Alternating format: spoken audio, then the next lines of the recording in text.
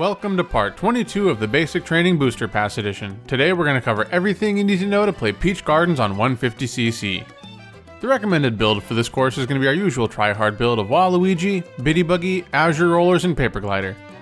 When the run begins, you want to move slightly to the left and start a wide left drift, holding it until you build up a Super Mini Turbo.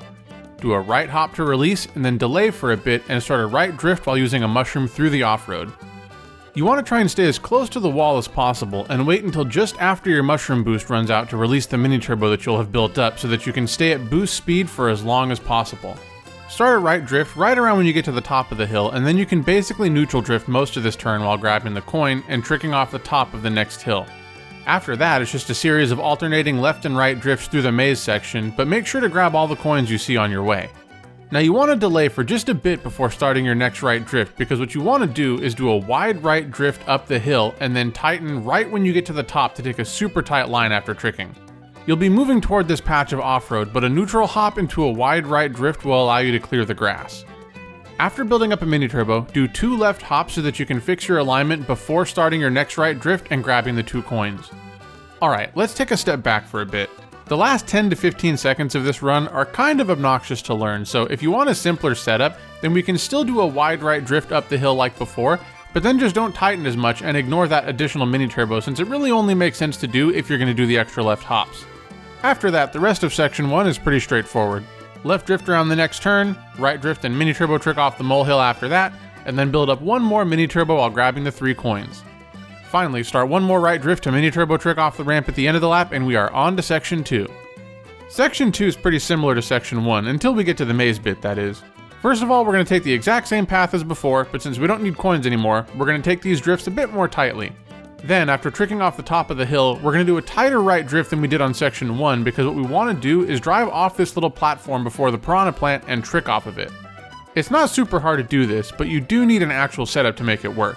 The visual cue that I use is the shadows on the platform. Specifically, you'll notice that after the bush on the right, there's this section of the platform that's lighter than the surrounding bricks. Just drive straight towards that and you should be okay. If you try and drive on the shadowy bit just before that, you'll almost certainly hit the bush and fall back onto the track. After doing that trick, land in a left drift and widen your drift just a bit so that you can grab your 10th coin, and then just like on lap 1, we're going to finish up this section with a series of alternating left and right drifts, making sure to mini turbo trick off the molehill if it's there, or build up a super mini turbo if it's not. I do an extra right drift at the top of this section, but honestly I wouldn't recommend it since I don't really think it saves that much time, and it makes it way more likely that you run into the wall right afterwards. After that, we're on to section 3, and if you haven't played this track before, you're in for kind of a mind bender. We're actually going to play through most of the track backwards now, and to do this, we're going to start off the lap just like we have been with a wide right drift to build up a super mini turbo before the bridge. But then, do not go right. Instead, right hop to release the super mini turbo, and then start another left drift to build up a second super mini turbo before going into this big courtyard.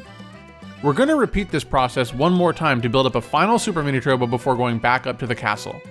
If your soft drifting is okay, then you can sneak out a mini turbo trick off the ramp by doing 2 right hops first, but otherwise just trick off the ramp like normal. There's nothing super noteworthy about the next few bits of track, but one thing I should point out about the Piranha Plant that I forgot to mention is that the stony bit of the track actually serves as a marker for where it can get you. And the reason I bring this up is that with my strats, the right path is a bit faster, but if the Piranha Plant happens to be looking right instead of left when you get here, you'll need to be outside of this circle to avoid it. Other than that though, after doing one more wide right drift up the hill, we're going to start a left drift, widening it up to avoid the off-road before the glider. You should have more than enough time to build up a super mini turbo before the glider to do some glider vectoring, but otherwise you can just trick off the glider. One more thing I can point out is that you can actually trick off the chain chomps here if they're in a good position, but that's not the case for me, so I'm kinda just killing time so that I can tell you to land on the stone platform and trick off of it just like we did in the Piranha Plant section. This bit here is a mirror of what we did on section 1, and we're gonna wanna land in a left drift, mini turbo trick off the hill, and then land in another left drift before going down the hill. Next, do one more left drift while using a mushroom through the grass. This last bit is pretty painful if we're being honest. This jerk-ass chain chomp is bouncing around on a global cycle, and on my pace, he just happens to be in a position where I don't have the space to build up a super mini turbo, which is why I build up 2 mini turbos instead. Now that's it for my time trial strategies, but before checking out the full run, we've got some more work to do.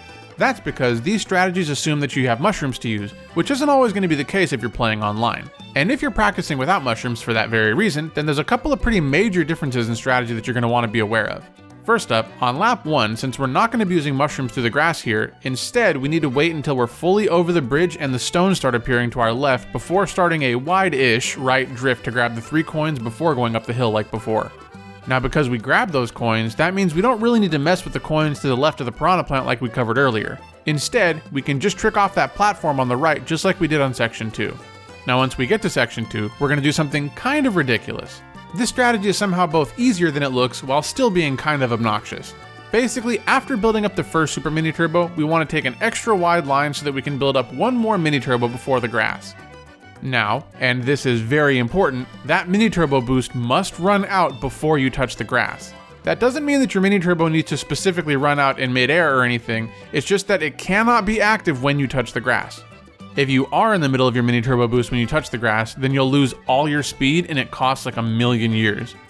This is very similar to what we did with the mushroom cut in London Loop on lap 3, and if you did it correctly, you'll fly over like half the off-road, and then you just gotta do a few extra hops to get back onto the track. Ideally, that last one should be a right hop so that you can fix your alignment a bit. You can do something similar for this same shortcut at the end of lap 3, but with left drifts instead of right drifts. Now the question you might be asking yourself is, why did we grab the coins on lap 1 instead of just doing this shortcut? Well, the reason is because this shortcut doesn't save that much time. As far as I can tell, maybe 0.2 to 0.3 seconds per lap. And if we do it, then obviously we have to forego grabbing those coins. And since coins increase your speed, this ends up costing us about as much time as we gain from doing the shortcut in the first place. And not only that, but then when we get to the Piranha Plant section, we can't trick off the stone platform because we need to grab the other 2 coins. Anyways, like I said, the shortcut's not super difficult to execute, but you do need to pay attention to exactly how long your mini turbo boost lasts so that you can time this out properly. The only other thing to talk about is the world record strategies, and aside from the fact that they use a baby character instead of Waluigi, there's nothing super noteworthy about it. Just more mini turbos and higher levels of mini turbo like we've seen on countless other tracks, but thankfully there's nothing here that's going to really destroy your hands, so feel free to mess around with those strats if you so choose. Now that's it for the strats, let's talk about the track some more while checking out my current personal best. And by the way, if you found the video helpful so far, it would be really awesome if you could drop a like on it right now so that it can get spread to more people. Thank you very much. Now, Peach Gardens. I'm just going to come out and say it. I think this is my favorite course in Wave 3, especially after learning how to trick off the platforms consistently and how to do that shroomless shortcut. Now before I talk about why I love this track so much, let's just get the negatives out of the way quickly. If I had to gripe, I'd say that blind turn before the Piranha Plant section is kind of annoying just in the sense that it even exists in the first place. But it will cost you at most 1 attempt to realize you can't just trick straight off that ramp, so it's not really that big of a deal.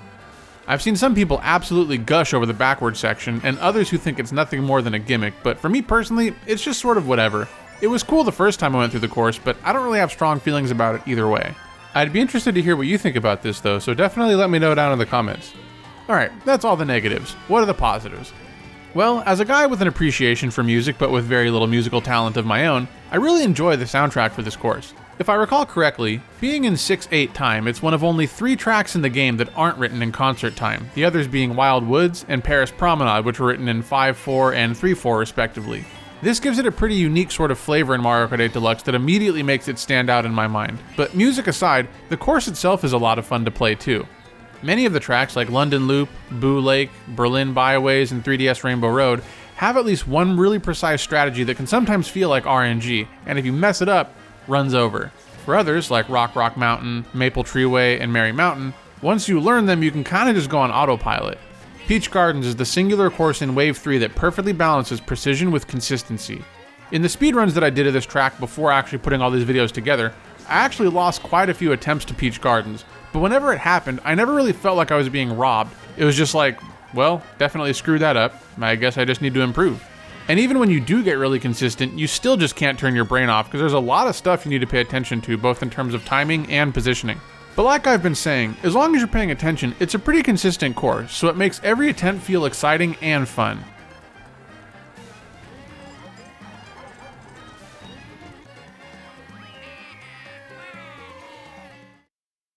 And that's everything you need to know to play Peach Gardens on 150cc. I hope this video helped you all out, and if it did, you might want to consider subscribing because I release a new tutorial every week.